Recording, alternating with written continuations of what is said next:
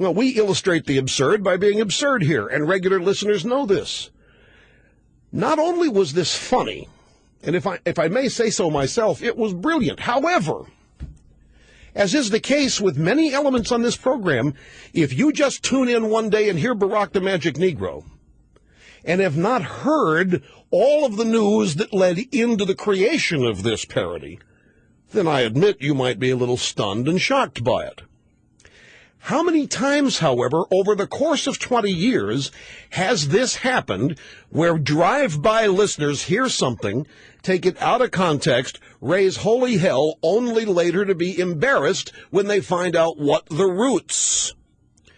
This is why we wrote the song specifically as it's written. If you listen to the lyrics of Barack the Magic Negro, it is clear who is being made fun of. It is clear the origins of this.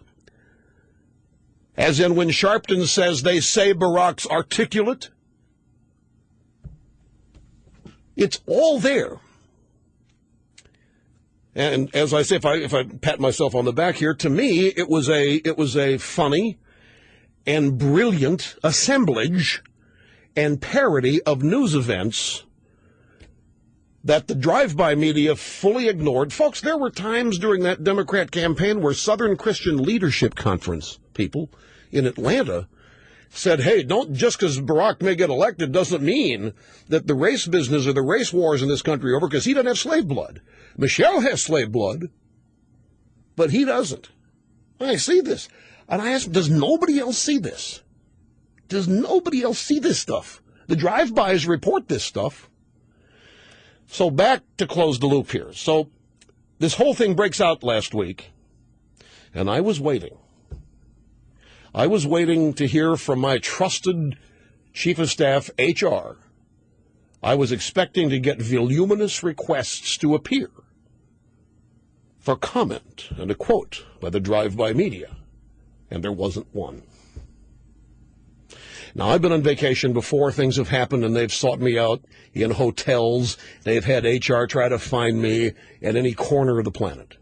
But in this one, nobody sought me out. Now, this tells me something. They didn't care what I had to say about it because they knew. They knew that what they were doing with this and the way they were reporting this last week was a total scam. They took the occasion of what actually was the inappropriate use of elements of this program, but that's another story. They took the occasion of somebody running for the RNC chairmanship, sending out a CD that had this song on it, to revive it anew and frame it and cast it as they wanted it cast. The last person they wanted commenting on it was me, because I'm the one who could have set it straight.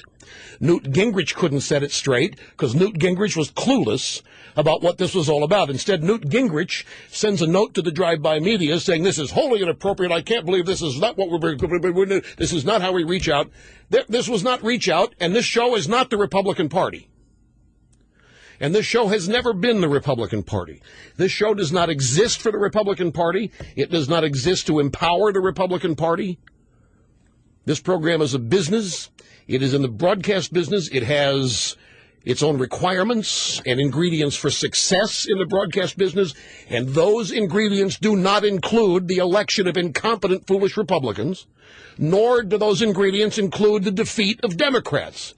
That is not what this show is about, and it never has been, and I have written about that in my books.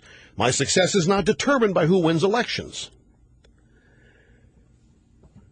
But had the people on our side who decided to jump off the cliff and try to please the drive-bys by castigating this, just taken a moment to figure, okay, what's this really all about, and then put it in some sort of context, which would not be hard, they could have diffused this the first day. Instead, Snerdley took an international vacation. Is it okay if I tell them where you went? Snerdley went to the Philippines. So the only media they get over there is the BBC and CNN. And all week long, he's on vacation. All week he's watching Barack the Magic Negro from Manila on CNN and the BBC. And, of course, he's watching, he's chuckling. He can't believe, my gosh, even when we're on vacation, we lead the news. So the truth of Barack the Magic Negro in this instant last week didn't matter. Winning an argument over Barack the Magic Negro would not have mattered last week because this was about something totally different. It was not about Barack the Magic Negro. It was about the drive-by media and the Democrat Party once again being able to promote the myth that racism exists only on the Republican side of the aisle, when in fact all of the racism in the 2008 presidential campaign was found on the Democrat side of the aisle, and we laughed at it. We parodied it with Barack the Magic Negro. It also illustrated that there was this bit of analysis from some Republicans. Well, this is not the way to reach out to minorities. This is harmful. This is 2007. Look it. You Republicans better understand something. You had the candidate you wanted. You had the moderate who was going to go out and get the Hispanics. You had the candidate who was going to go get minorities. You had a moderate who was going to say the Republican Party's not what it's always been. And look what happened. You tanked. And the Republican Party tanked because it's afraid to use the blueprint for landslide success, which is called Reaganism. And Reaganism is simply freedom. Reaganism is conservatism. Reaganism is not beating the Soviets. Reaganism is not just tax cuts. Reaganism is about individual liberty. That's what conservatism is. Conservatism is devotion to the founding of this country, the entrustment of the individual, working among other individuals to make this the greatest country on earth based on freedom, ambition, capability, and desire. It has nothing to do with specifics on issues. Reaganism, conservatism doesn't need to be redefined, doesn't need to be rebranded. It needs to be used. And the Republican Party refuses to use it. There's a simple way to reach any American. There is a simple way to reach minorities, Hispanics, women, gays, straights. There is a simple way to do it. You look at them as human beings. You don't look at them as victims like the Democrats do. You don't look at them as people of color or gender or orientation. You look at them as Americans. And you campaign on the basis that this is what you are going to have to do to make this and keep this the greatest country on earth. You campaign on the notion that your prosperity and the country's prosperity are intertwined.